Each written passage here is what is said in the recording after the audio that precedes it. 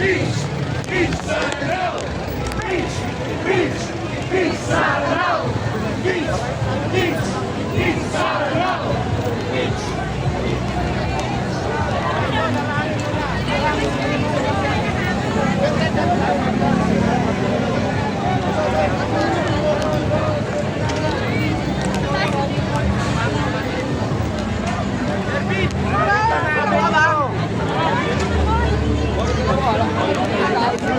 Dito!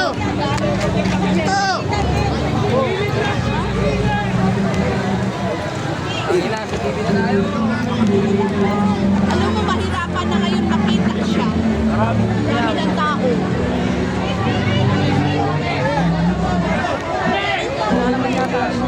Dito na nga. Isa-isa doon, hindi po dito. Doon po. Oo, sana na.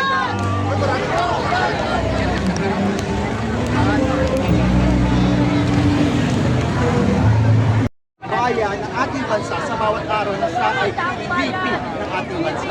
Sa bawat araw na lumalagpas na natutulong sa mababang kapulungan ng 50, ang nangyayari ay nagiging recondone yung impunity, yung abuse of power at yung harassment na ginagawa niya sa mga leaders ng ating bansa. Muli ang panawagan natin sa House of Reps, narito ang sambayanan, handang tumindig para sa katotohanan at katarungan para panagutin si Sara. Huwag natin silang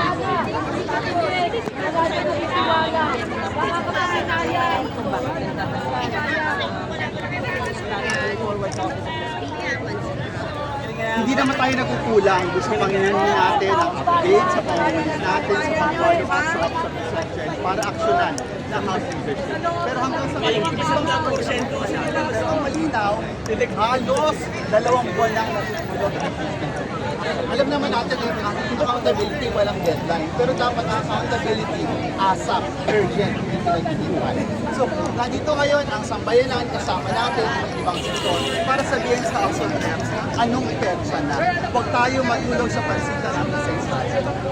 Sama-sama po rin sa influence mula sa Pangulo and the stats here.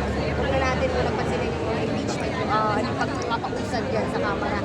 Any word po, or baka meron kayo We call on the President not to stand in the way of accountability. Ulit natin, nananawagan tayo sa ating Presidente na huwag tumayo para